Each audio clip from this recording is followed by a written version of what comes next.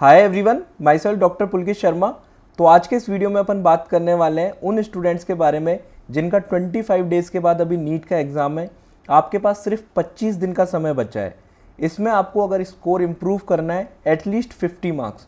देखो, मैं अनरियलिस्टिक बातें नहीं करूँगा इस वीडियो में कि आप आखिरी महीने में 400 नंबर बढ़ा सकते हो, 500 नंबर बढ़ा सकते हो। पर अगर आप ये चीज़ें करते हो जो मैं आपको इस वीडियो में बताने वाला हूँ, तो एटलीस्ट आपके 50 मार्क्स बढ़ जाएंगे। बहुत सारे स्टूडेंट्स को मैंने गाइड किया है, थाउजेंड्स ऑफ स्टूडेंट्स को पढ़ाया है, तो मैं अपने एक्सपीरियंस से बता रहा हूँ। और मैं भी एक ड्रॉपर हूँ, मेरा भी सिलेक्शन 3rd अटेम्प्ट में हुआ था। तो जो गलतियाँ मैंने करी थी वो गलतियाँ मैं आपको बता रहा हूँ कि आखिरी महीने में ये गलतियाँ आपको बिल्कुल भी नहीं करनी है। अगर आप ये चीज़ें नहीं करोगे और कुछ चीज़ें ऐड करोगे जो मैं आपको बताऊँगा इस वीडियो में, तो डेफिनेटली आपका स्कोर एटलीस्ट 50 मार्क्स बढ़ जाएगा। और डिपेंड करता है वो 50 मार्क्स से 60, 70, 80 तक भी जा सकता है। ठीक है, तो ये चीज़ें आपको डेफिनेटली करनी है जो मैं आपको बताने वाला हूँ, और कुछ चीज़ें आपको डेफिनेटली नहीं करनी है जो मैं आपको मना करूँगा करने की। तो वीडियो आप पूरा देखिएगा, काफ़ी इन्फॉर्मेटिव वीडियो होने वाला है, क्योंकि प्रिपरेशन वाला पार्ट सबका हो चुका है या फिर अभी रिवाइज कर रहे हैं। तो आखिरी मोमेंट पे कुछ ऐसी चीज़ें हैं जो आपको कुछ इस तरीके से प्लानिंग करनी है जिससे कि आप फाइनल जो आपका आउटपुट आए वो बेस्ट आउटपुट आए, जो आपने प्रिपरेशन करी है उसका बेस्ट रिजल्ट आपको मिल सके। इस वीडियो में इस बारे में अपन बात करने वाले हैं। तो वीडियो स्टार्ट करने से पहले मैं आपको बता देता हूं, आपने अनअकैडमी आरंभ 2024 इवेंट तो यूट्यूब पे देखा होगा। जिन लोगों ने अनअकैडमी आरंभ 2024 इवेंट नहीं देखा है, तो मैं आपको बता देता हूं, इस इवेंट में बहुत बड़े सरप्राइजेस रिवील हुए थे फॉर उन स्टूडेंट्स के लिए जो आईआईटी और नीट की प्रिपरेशन कर रहे हैं। कौन कौन से सरप्राइजेस थे उसके बारे में मैं आपको ब्रीफ में बता देता हूँ। ठीक है, आरंभ 2024 में आपको एक ईयर का आईआईटी जेई या फिर नीट यूजी का सब्सक्रिप्शन, इसकी प्राइस सिर्फ 4999 कर दी गई है। ठीक है, ये ऑफर वैलिड है सिर्फ 14 अप्रैल तक। पहले ये प्राइस ऑलमोस्ट 40,000 के आसपास होती थी, जो आपकी अब 4999 कर दी गई है। ये ऑफर सिर्फ वैलिड आपका 14 अप्रैल तक है, तो आप इसको अवेल कर सकते हैं वो सारे स्टूडेंट्स जो अभी नीट यूजी की प्रिपरेशन कर रहे हैं। ठीक है, इसमें बहुत सारे बैचेज़ हैं जो आपके स्टार्ट होने जा रहे हैं। कौन कौन से बैचेज़ हैं? कुछ बैचेज़ ऐसे हैं जिसमें आपको ऑनलाइन के टॉप एजुकेटर्स आपको पढ़ाएंगे। Nimbus batch, nexus batch, Phoenix batch, ये सारे बैचेज़ वो हैं जो आपके ऑनलाइन के टॉप एजुकेटर्स आपको इसमें पढ़ाएंगे। ठीक है, आईआईटी और नीट यूजी दोनों के लिए ये बैचेज़ लॉन्च होंगे। ठीक है, इनकी जो स्टार्टिंग डेट है वो 17 अप्रैल से ये बैच आपके स्टार्ट होने वाले हैं। पर अगर आपको ये बैचेज़ में एनरोल करना है तो आपको सब्सक्रिप्शन लेना पड़ेगा, जो आपको बेस्ट प्राइस जो कि मैंने बताया 4999 पे अवेल हो सकता है अगर आप सब्सक्रिप्शन लेते हैं 14 अप्रैल तक। ठीक है, बैचेस 17 अप्रैल से स्टार्ट है, पर जो सब्सक्रिप्शन जो आपको लेना पड़ेगा इस बेस्ट प्राइस पे, जो लाइफ टाइम में आपको सिर्फ एक बार ही अपॉर्चुनिटी मिलेगी, इस प्राइस पे आपको 1 साल के लिए सब्सक्रिप्शन मिल जाए, तो वो सब्सक्रिप्शन आपको 14 अप्रैल तक ही लेना पड़ेगा। इसके अलावा आपके कई सारे बैचेस हैं ऑफलाइन के बेस्ट एजुकेटर जिनमें आपको ऑनलाइन पढ़ाएंगे। Maverick batch, Swift batch, falcon batches, ये सारे बैचेस भी आपके 17 अप्रैल से स्टार्ट होने जा रहे हैं। तो आपको एक सिंगल सब्सक्रिप्शन से जो मैंने आपको सारे बैचेस बताए, ठीक है, अगर आप नीट की प्रिपरेशन कर रहे हैं तो नीट के सारे बैचेस, आईआईटी की प्रिपरेशन कर रहे हैं तो आपको आईआईटी के सारे बैचेस का एक्सेस मिल जाएगा। ठीक है, सिंगल सब्सक्रिप्शन से जो मैंने आपको बताया, जिसकी प्राइस 14 अप्रैल तक 4999 है। इसके अलावा जो भी बैचेस अभी आगे लॉन्च होते हैं, मान लीजिए 1 महीने बाद कोई नया बैच लॉन्च होता है, 2 महीने बाद कोई नया बैच लॉन्च होता है, वो सारे बैच भी आप एक्सेस कर पाओगे इसी सब्सक्रिप्शन से। ठीक है, इसके अलावा आपको test series, previous year question, DPP, digital notes, doubt solving sessions, ये सारी चीज़ें भी इस सब्सक्रिप्शन में मिल जाएंगी। ठीक है, तो ये आपको एक सब्सक्रिप्शन में सारी चीज़ें आपकी कवर हो जाएंगी। इसके अलावा जो स्टूडेंट ऑफलाइन अनअकैडमी के सेंटर में पढ़ना चाहते हैं, तो अभी सभी सेंटर्स पे अनअकैडमी के ऑफलाइन 40% फ्लैट ऑफ चल रहा है। ठीक है, अनअकैडमी के किसी भी आप सेंटर पे पढ़ सकते हैं ऑफलाइन। ठीक है, आप ऑफलाइन कोचिंग ज्वाइन कर सकते हैं अगर आपको पढ़ना है तो।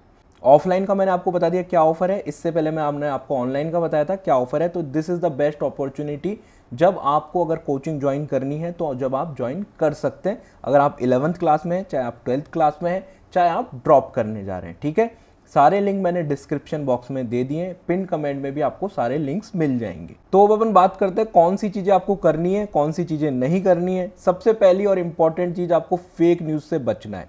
क्योंकि लास्ट टाइम पे आपकी कई सारी ऐसी न्यूज़ आपको देखने को मिल सकती हैं कि एग्ज़ाम पोस्टपोन में होने जा रहा है, आपके इलेक्शन की वजह से एग्ज़ाम शायद पोस्टपोन कर दिया जाए। तो इसके रिलेटेड एनटीए ने भी प्रेस रिलीज जारी कर दी है। एग्ज़ाम पोस्टपोनमेंट से रिलेटेड अभी कोई इन्फॉर्मेशन नहीं है और एग्ज़ाम आपका पोस्टपोनमेंट नहीं होगा। एग्ज़ाम आपका जो डेट डिसाइड है उसी पे डेट पे आपका एग्ज़ाम होगा। अगर आप इन चीज़ों में पढ़ते हो तो बिल्कुल डिस्ट्रैक्ट हो जाओगे। आपका जो गोल है, आपका जो अच्छा स्कोर करने का जो गोल है, उससे बिल्कुल डिस्ट्रैक्ट हो जाओगे। ऐसे में आपको इन चीज़ों से बचना है, ठीक है। अगली चीज़, स्पेशली जो ड्रॉपर बच्चों का कंसर्न होता है कि अगर मेरा सिलेक्शन नहीं हुआ तो क्या होगा, एग्ज़ाम वाले दिन क्या होगा, ठीक है, मेरे इतने साल की मेहनत वेस्ट हो जाएगी। इस ओवर थिंकिंग से आपको बचना है। बीइंग ए ड्रॉपर ये चीज़ें आपके थॉट्स आते हैं, मेरे साथ भी ये चीज़ें थी, मुझे भी ये चीज़ें फेस करनी पड़ती थी।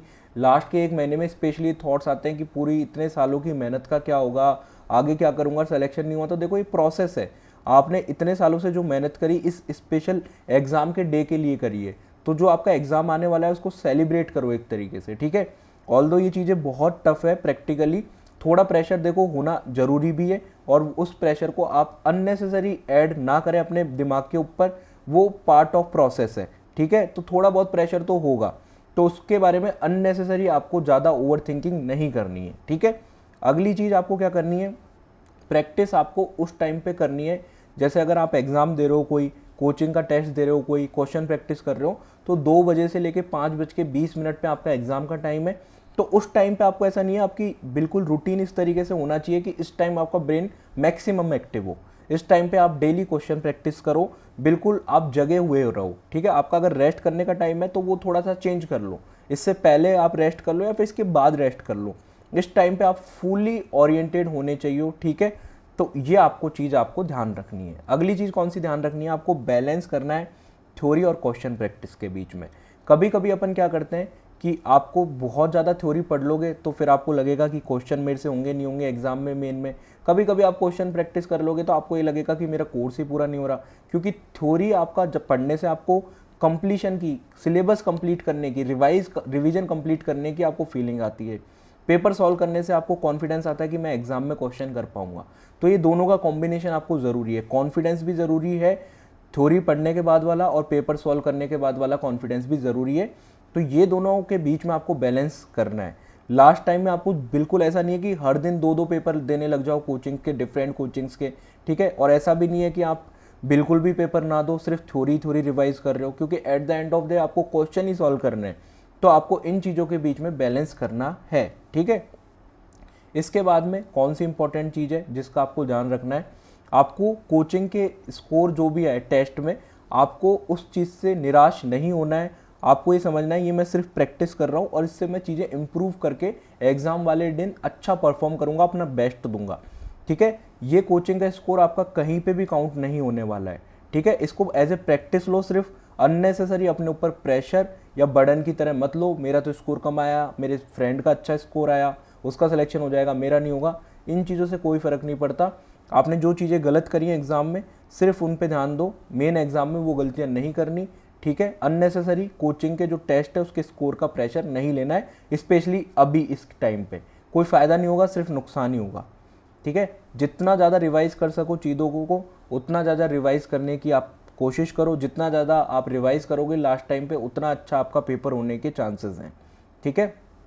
लास्ट टाइम पे जैसे अभी आपका एग्ज़ाम में 25 डेज़ के अराउंड टाइम है, जब आपके एग्ज़ाम में 2 दिन 3 दिन बच जाएंगे तो आपको स्पेशली वो चीज़ें रिवाइज़ करनी है जो आप पूरे साल भूलते थे। किसी के लिए वो मॉर्फोलॉजी के एग्जाम्पल हो सकते हैं, किसी के लिए इनऑर्गेनिक केमिस्ट्री हो सकती है, ठीक है। इस तरीके की चीज़ें जो अक्सर आप भूल जाते हो, हर कोई भूल जाता है, वो चीज़ें आप लास्ट टाइम पे ज़रूर रिवाइज करो। उससे कॉन्फिडेंस रहेगा एग्जाम में कि मुझे वो चीज़ें जो मैं भूल जाता था वो मैं रिसेंट पढ़ के आया हूँ, ठीक है। इसके अलावा आपको उन चीज़ों के बारे में नहीं सोचना कि मेरा फेलियर आ जाएगा तो क्या होगा, क्योंकि ये आपका एग्ज़ाम लास्ट एग्ज़ाम नहीं है लाइफ का। इसके बाद में भी आपको बहुत सारे एग्ज़ाम देने हैं। जो स्टूडेंट्स इस एग्ज़ाम को अच्छे रैंक से क्लियर भी कर लेंगे, उनके भी लिए ये फाइनल डेस्टिनेशन नहीं है, आपकी लाइफ इसके बहुत बियॉन्ड है, ठीक है। तो अननेसेसरी प्रेशर नहीं लेना है कि एग्ज़ाम में सिलेक्शन नहीं हुआ तो क्या होगा, पेपर बिगड़ गया तो क्या होगा। वो सब चीज़ें आपको छोड़ देनी है भगवान के ऊपर। आपको अपने हाथ में क्या है, सिर्फ वो ध्यान रखना है और जो चीज़ें मैंने बताई उन पे फोकस करना है। लास्ट टाइम पे आपको इन चीज़ों का ज़रूर से ध्यान रखना है। ये चीज़ें मैं आपको बता रहा हूँ, अपने एक्सपीरियंस से बता रहा हूँ ये चीज़ें आपकी लास्ट टाइम पे बहुत सारे बच्चे अच्छे प्रिपरेशन के दौरान भी मैनेज नहीं कर पाते और फिर उनको खामियाजा भुगतना पड़ता है। तो आप इन चीज़ों पे वर्क करिए। इन चीज़ों को, कुछ चीज़ें होती हैं उनको जैसे प्रेशर होता है, इसको नॉर्मल लीजिए, पार्ट ऑफ प्रोसेस की तरह लीजिए और अननेसेसरी अपने ऊपर प्रेशर मत बनने दीजिए। बाकी best of luck for your exam. आपका एग्ज़ाम बहुत अच्छा हो, आपको अपना डिज़ायर्ड मेडिकल कॉलेज मिले जो आप डिज़र्व करते हो। ठीक है, thanks for watching the video. मिलते हैं किसी अगले वीडियो में। बाय।